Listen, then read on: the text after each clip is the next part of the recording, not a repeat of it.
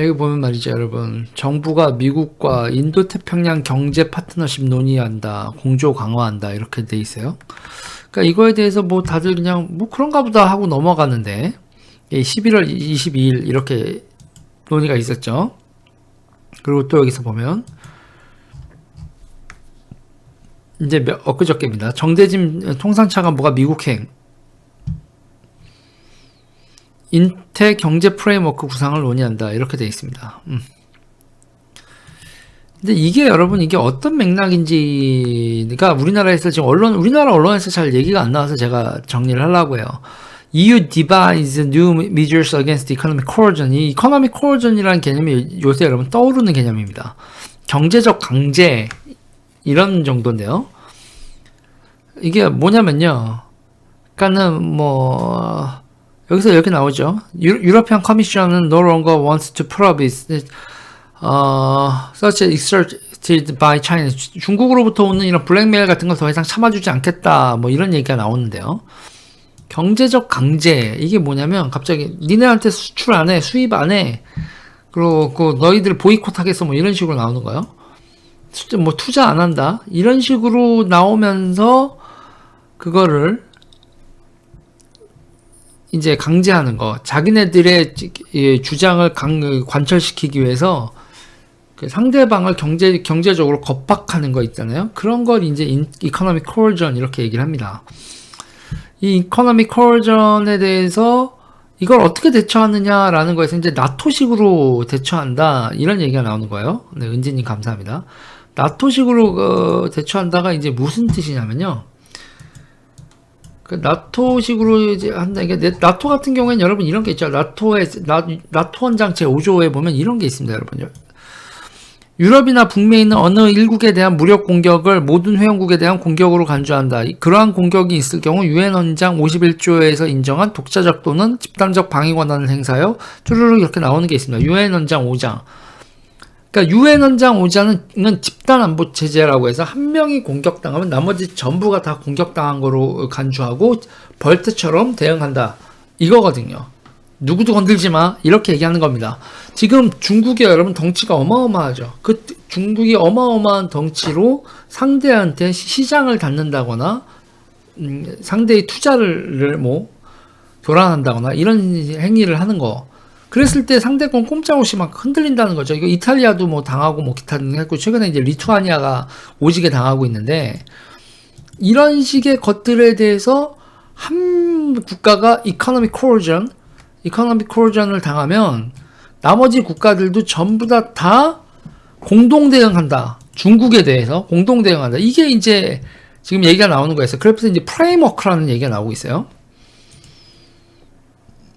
그래서 인테 경제 프레임워크, 이 프레임워크라는 이 내용에 대해서 잘 얘기가 안 나오는데, 이 프레임워크가 전부 다 돼서 나토처럼 중국의 이코노믹 코어전에 대항하겠다라는 그 구상이에요. 그것 때문에 미국행을 가는 겁니다.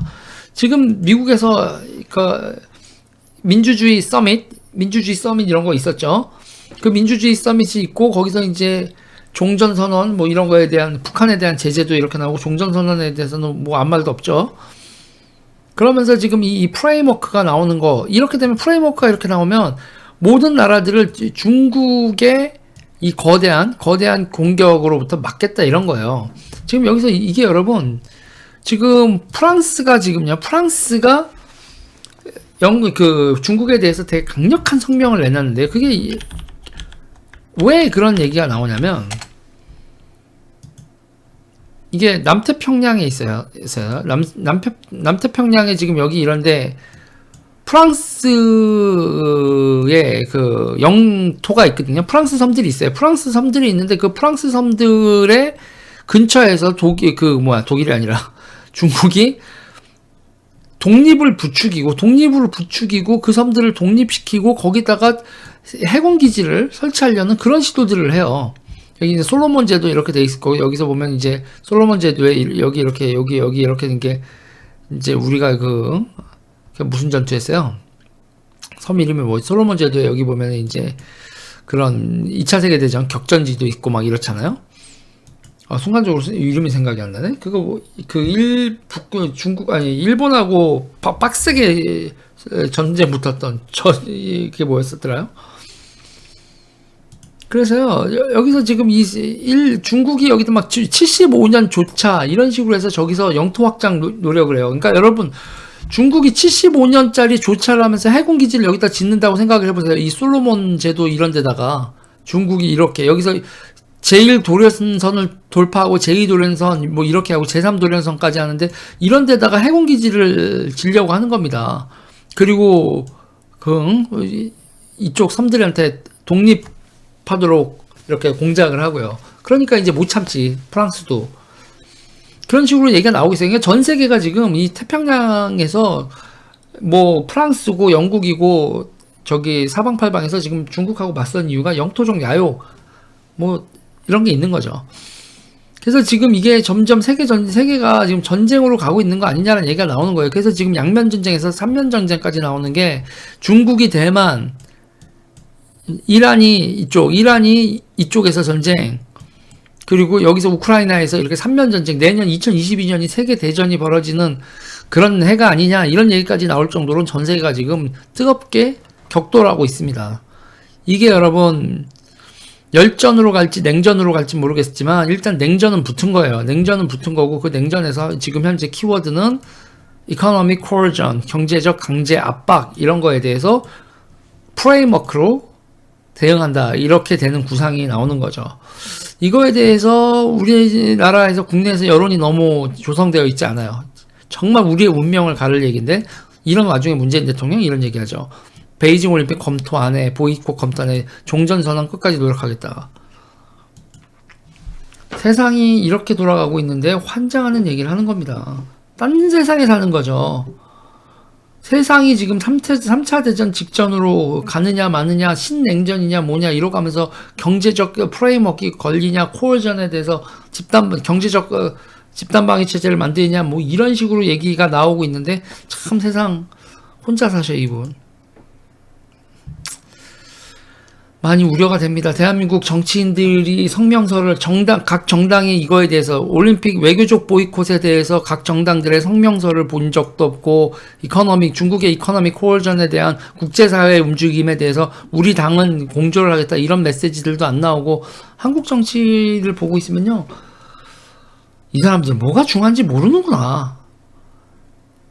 진짜 그런 생각이 들어요. 이 사람들 정말 뭐가 중요한지 모르는구나. 제가 있잖아요.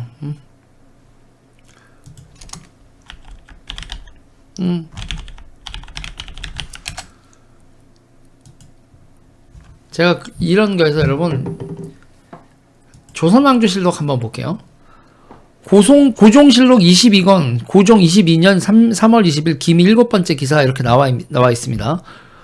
중국 북양 대신 이홍장이 거문도 사건과 관련하여 보내온 편지에 귀국의 제주 북동쪽 100여리 떨어진 곳에 거마도가 있는데 그곳이 바로 거문도입니다. 바다 가운데 외로이 솟아 있으며 서양 이름으로는 해밀턴 섬이라고 부릅니다. 요즘 영국과 러시아가 아프가니스탄 경계 문제를 가지고 분쟁을 일으키고 있습니다. 러시아가 군함을 블라디보스토크에 집결시키므로 영국 사람들은 그들이 남하하여 홍콩을 침략할까봐 거마도에 군사와 군함을 주둔시키고 그들이 오는 길을 막고 있습니다. 이 섬은 조선의 영토에 속한 것으로서 영국 사신이 귀국과 토의하여 수군을 주둔시킬 장소를 빌린 적이 있습니다. 그러므로 잠시 빌려서 군함을 정박하였다가 예정된 날짜에 나간다면 혹시 침착해서 융통해질 수도 있겠지만 만일 오랫동안 빌리고 돌아가지 않으면서 사거나 조차지로 만들려고 한다면 단연코 경솔이 허락해서는 안 됩니다. 구라파 사람들이 남양을 잠식할 때에도 처음에는 다 비싼 값으로 땅을 빌려다가 뒤에 그만 빼앗아서 자기의 소유로 만들었습니다. 거마도는 듣건대 황폐한 섬이라 하니 귀국에서 혹자 그다지 아깝지 않은 땅으로 볼 수 있겠지만 홍콩 지구 같은 것도 영국 사람들이 차지하기 전에는 남방 종족 몇 집이 거기에 초가집을 짓고 산 데 불과하였습니다. 그런데 지금은 점차 경영하여 중요한 진영이 되었고 남양의 관문이 되어 있습니다. 더구나 이 섬은 동해 유통지로서 중국 위의 지부, 일본의 대마도, 귀국의 부산과 다 거리가 매우 가깝습니다. 영국 사람들이 러시아를 방어하기 위한 것이라고 변명하지만 어찌 그들이 생각이 따로 있지 않을 줄을 알겠습니까? 이토 히로부미는 이전에 나와의 담화에서 영국이 오랫동안 거마도를 차지한다면 일본에 더욱 불리할 것이라고 하였습니다. 만일 기국이 영국에 빌려준다면 반드시 일본 사람들의 추궁을 받을 것이며 러시아도 곧 정벌하기 위한 군사를 출동시키지 않더라도 역시 비군의 다른 섬을 꼭 차지하려고 할 것이니 귀국이 무슨 말로 반대하겠습니까?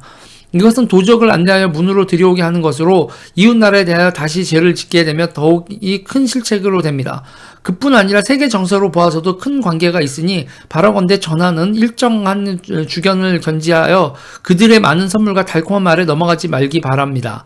이제 정제독에게 군함을 주어서 이 섬에 보내어 정형을 조사하게 하는 동시에 귀 정부와 함께 진지하게 토의하게 하니 잘 생각해서 처리하는 것이 필요하겠습니다. 하였다. 여러분 지금 조선왕조실록에도 그레이트 게임이 나옵니다. 러시아와 영국의 대립이 나오고 러시아가 아프가니스탄에서 전선을 치고 있다는 얘기도 다 나오고 그거를 이홍장이 편지로 썼다라는 것도 나옵니다. 그런데 여러분 더 웃긴 건 저때 그래서 우리나라 그 대신들이 어떻게 반응을 하고 토론을 했나 하고 이게 중요한 이슈가 됐냐 보면 인간들이요 서로 당쟁하고 뭐 하느냐고요. 이 편지에 대해서 제대로 논의도 안 하고 있어요. 저 고종실록 있잖아요. 저거 22권 해가지고 저거 뒤져보다 보면 저렇게 이홍장이 써온 편지가 딱 있는데 이거에 대한 논의가 없어요. 대한민국, 그러니까 조선에서 지들끼리 정쟁하고 치고 박느냐고 이거에 대한 얘기를 안 한다니까 얘들이.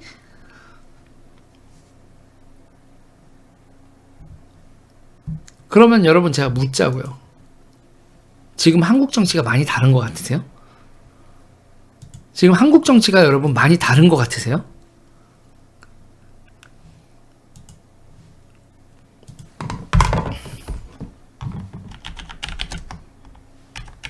아, 과달카날을 까먹었다, 아까.